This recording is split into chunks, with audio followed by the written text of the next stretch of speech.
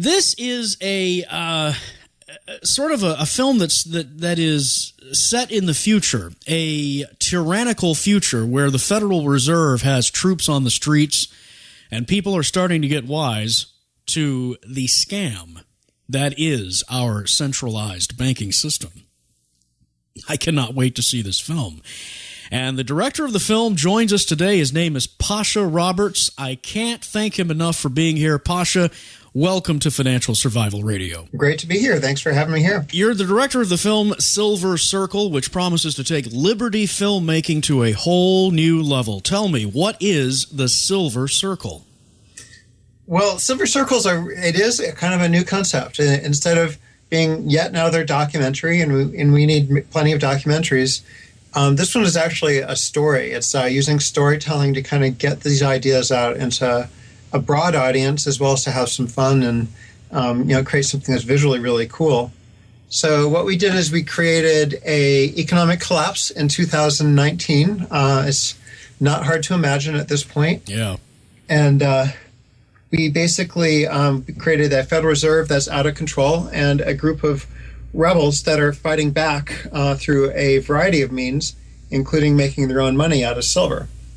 And it's sort of a cat and mouse game between the feds and the rebels. And, I'm curious. It's a thriller romance. You can imagine it gets complicated. Yeah. Well, I would be curious to hear you talk about why 2019. Pasha, is it going to take that long for people to start realizing what's going on here?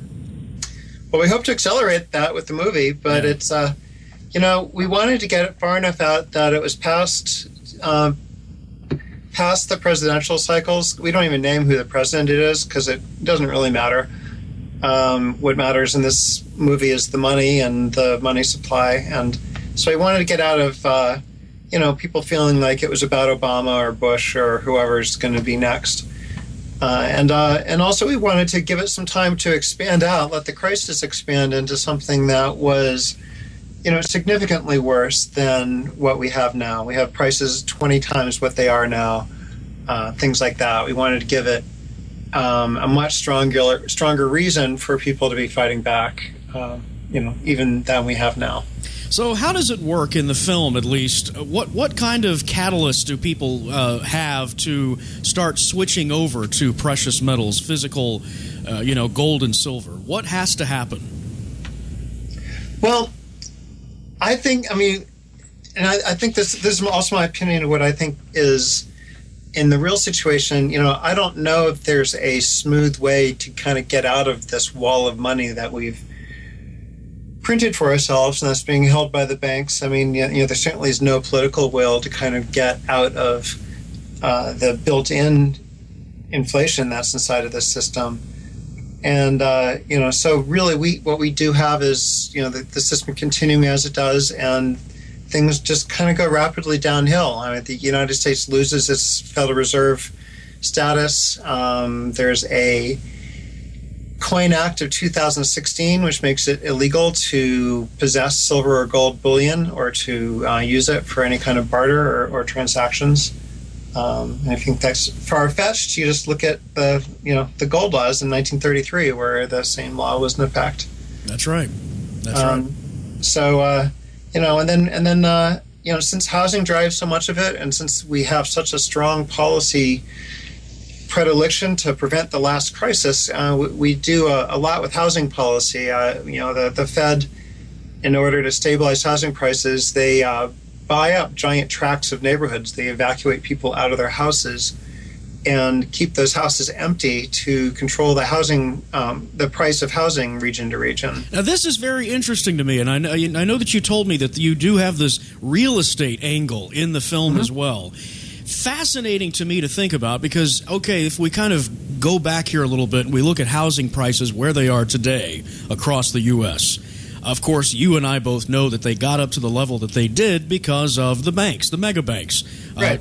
Doing all of the slicing and dicing with mortgage tranches and all that stuff so that anybody who could fog a mirror could get a loan because they didn't have any underwriting standards. They couldn't get enough warm bodies to take out these loans, which then inflates the house prices higher and higher and higher. Now that's all busting. The banks are done with us, Mm-hmm. And so you imagine a future. Explain it again. What do you see happening as a possibility? Well, this is hopefully this stays in the realm of fantasy, and nobody from the Fed is listening and getting great ideas from this. Yeah.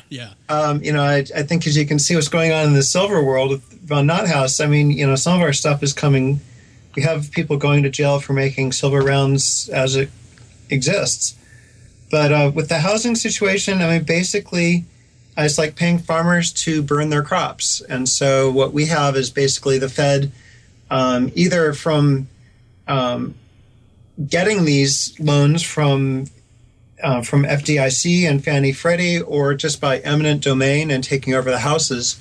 They can basically take over an entire neighborhood right by your house. Mm-hmm. And if they buy those houses with printed money, they're going to support the price of the houses in your neighborhood. And it's so important to them that they do that. Why? In your mind? Well, I mean, there's a lot of angles. I mean, the populist angle is that it creates jobs because builders need to build buildings again. Yeah. But also it supports people's, the money that, the inflated value of people's mortgages so that they can keep using it to finance things and continue consumption. And there's so much of people's wealth is tied up inside of housing. Artificially, it supports that. It pacifies the public to keep it up, right? Is what you're saying.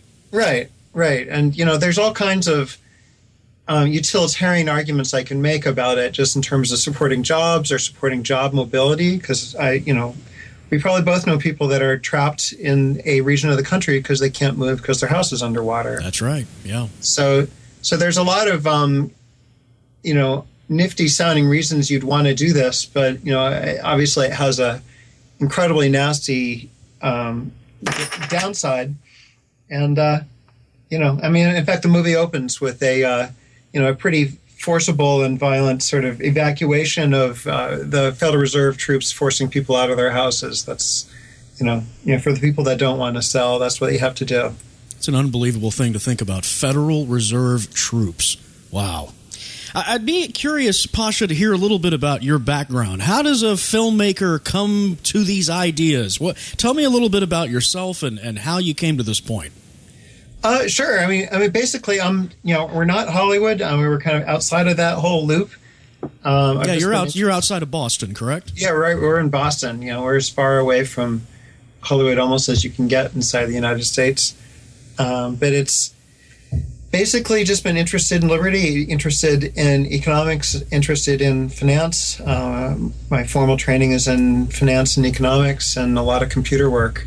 And we're an animation studio that basically we've been around about 6 years and started doing financial work, and with the 2008 election, got more and more interested in doing economic education. And when Lehman went down, we decided this was going to be the mother of all stories, and got to work building Silver Circle.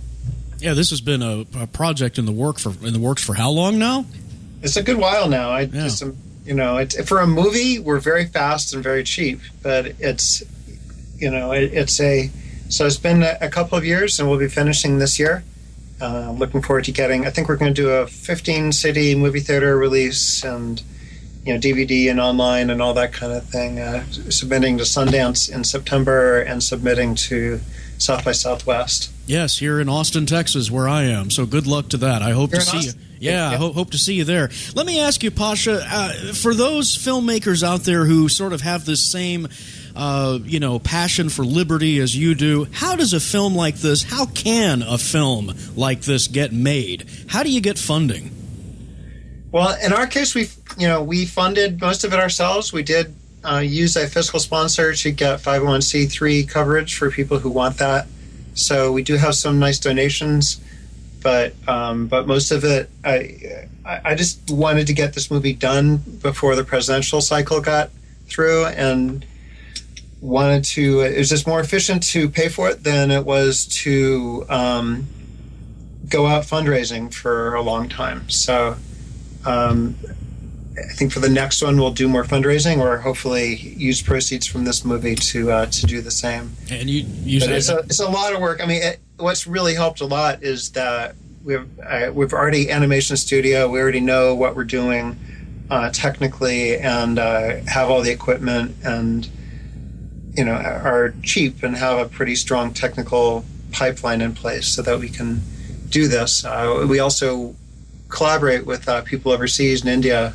We have a studio over there that are partners over there that are also working on the movie, and we kind of go back and forth, and it really creates jobs over here. It creates the whole, ability to do the whole movie.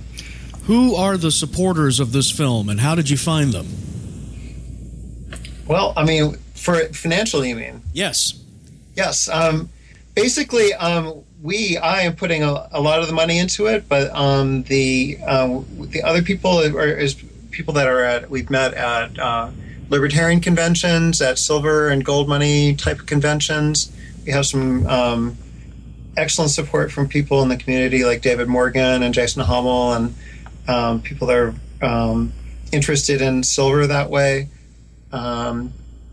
That's the kind of support that we have on the financial side.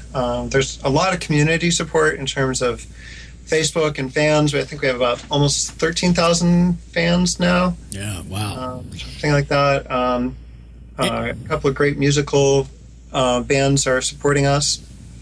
And Pasha, do you foresee that this possibly may become sort of like a franchise, and you do sequels or something? Yeah, we're already starting to think of the sequels now, actually, because that's where we had the biggest time lag. And so we're starting to develop what the story would really look like, where these characters would go, and also just kind of what kind of stories like this we'd like to tell, whether there's books to option or things like that. So, if there's storytellers out there that have an interesting story that you think is up our tree, then let me know. But yeah, I mean, I hope if, it depends how the market treats us, really. But if it proves that there is a market for this, underserved population of people that like these stories, then we will be going far and wide making more of this. And speaking of an underserved market, I'd like to talk to you just for a moment about Congressman Ron Paul, who I would assume you're supporting his presidential bid. Oh, yeah. Yeah, we've met him several times. He has one of our Silver Circle silver rounds, actually. We gave it to him a couple times. Very nice, very nice. Oh, I'd be curious to hear, you were talking about this underserved community out there. Guys like you and I, maybe we're delusional, I don't know, you tell me, but it seems to me like the crowd of people who are in favor of this message, I would think they would be the majority. Wouldn't you think? It sort of makes sense. There's a lot of people, as you know, that are trapped in the whole left-right thing, and they just look at the R after Ron Paul's name and, classify him without realizing he's, far more anti-war and far more pro-drug or anti-war and drugs than Obama. Yeah, he's really, in a lot of ways, the more liberal candidate with respect to some issues. Yeah, and so it's, so people come at it from a variety of different sides of the aisle, but there's no good classification for it, and certainly that serves them to frame it into the left-right and and keeping him in place. I think there was a funny interview where Ron Paul was talking with Eliot Spitzer, one of my least favorite people, and Ron Paul has basically ended up schooling him both on the Constitution and just telling, it's good to talk with people like you because it really reminds me of the establishment that I'm trying to fight, and just looking at how pro-establishment you are. And Spitzer just got completely blustered because he says, he just does not consider himself pro-establishment at all. Well, I haven't been thrilled with CNN at all. I'm sure you saw that Candy Crowley thing on YouTube that somebody posted where, she's talking about the results of the Ames, Iowa straw poll. And even though Ron Paul came in a very, very close second, she just continued to minimize. He has no chance. How does the media even I don't even know how they get away with doing that. And it infuriated me to watch that.